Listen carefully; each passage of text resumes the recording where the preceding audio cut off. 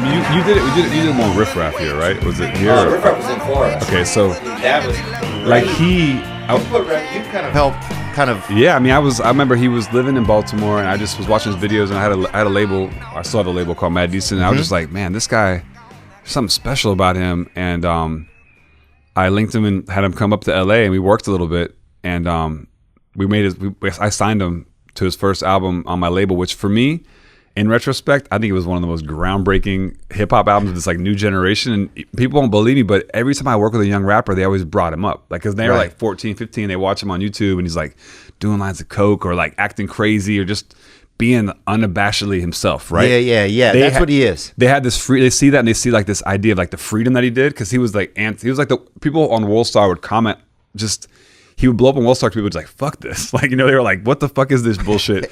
But it's like drove the videos up to where people were like so confused. And if you're like an older person, you're like, well, I don't get that hip hop. But if you're like 14, 15, you're like, oh, I love this punk dude. aspect of this. So like, that's a good word. He's like punk hip hop. Yeah, he was punk and he was just, everything was freestyle too. I mean, that's what I'm saying with him. I bet the podcast was just so good because the guy's so fast. Like he just, he's that cherry canary, the things bro. he freaking comes up with, pulls out of space is just like, what the fuck, bro? He's that Tangerini Lamborghini, dude. He has what was the album called? I want to give him. I know he has a new album out right now called Vanilla Gorilla. So everybody go and get that and support Riff Raff, man. Yeah, I love him, dude. I went to his place in Florida, Deerfield, and where he lives. Yep, in Deerfield. So we get there, we go to the front door, right? And I'm kind of nervous because it's almost like meeting like an endangered species. Yeah, if you don't know him for the first time, he must be a pretty daunting creature. Remember in Jurassic Park when they kind of are milling around and they know the dinosaurs out there? And they just see the big old brontosaurus. And it's kind of like that. He's like that. When you're riding along, you don't know where the animal's going to come from. And then we get to his front door, and it has been welded shut. There is no way. There's no actual door? Yes. It's just a huge piece of metal that's just welded. How do you get in? Bro, that's what I didn't know. So I started just saying things that I'd seen on Harry Potter, like Zilicus. trying to open the door. And then he takes us, and then he comes out, his assistant comes out through the garage, and he met us in there. An assistant? He had this guy, Maserati Mike. Maserati Matt. Yeah, he always has people around that are just like crazy people that are his assistants, but I don't know. Crazy, but also / barber. And Maserati Mike gave me some stripes in my head too that were really, really dope. And I felt like when he did that I was. Did he have the mullet when you interviewed him? Yeah, he did. He had just gotten it. He has a good mullet. Yeah. Oh, he's got beautiful hair. I cut his brother's hair, Victor. Is that who you did on your Instagram? On Instagram, and he has good. There you go, right there. Yeah, he has a good. That's a young mullet. Now your mullet's a little fuller.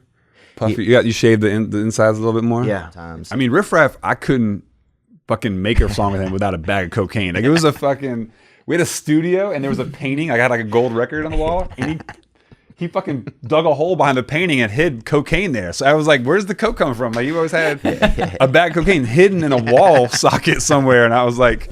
And without the cocaine, he would just be like trying to write lyrics, like what the fuck. And then with the coke, go in the booth, 16 fucking verses, just dropping them like left and right. So, not to say you should do cocaine, but for some people, it just helped a little bit. But look, it's Florida. Look, that's considered a hobby in Florida, I think. And it's a little wet. That's the thing about that Florida cocaine, man. So they got a little damp on the top. It's crazy the different places where drugs are so accessible. Like Florida, coke was like people in high school were just doing it. I mean, I don't even know what kids are doing nowadays. That's crazy. I don't know either. But I don't know if kids are doing as much. I want to tell a Riff Raff story too because it is so much fun. There's something about him. It's like seeing it's like somebody knows where there's like a frickin' like hippopotamus and they're not telling anybody else or something, He's just like, and if you get, he's had a long career now, man. He's been like doing this for like 10 years. And if you go on that YouTube down the whole tunnel, you can go there for like a week. Yeah. It's just crazy. It gets deep. He cut up a mango for me, man. He said he was changing his diet. Mangoes only, he told me. I've seen him go for a lot of different diets, man. He was on a drug bending WWF diet once. Oh, yeah.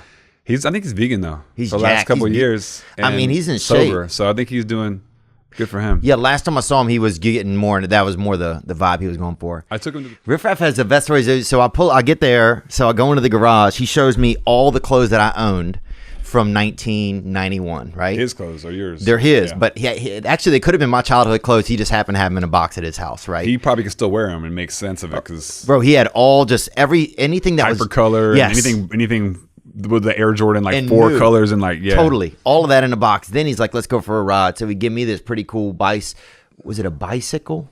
Yes, like a motorized bike, and he got on a 4-wheeler, and we literally went through his I neighborhood. thought you were gonna say he gave me a bison, and I rode it around Deerfield Beach, and I was like, "Whoa, this would be just some coke."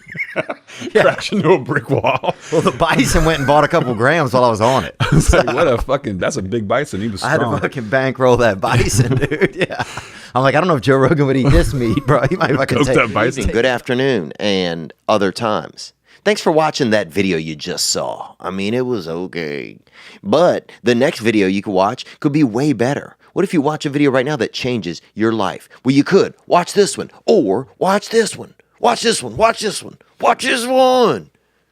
Ah!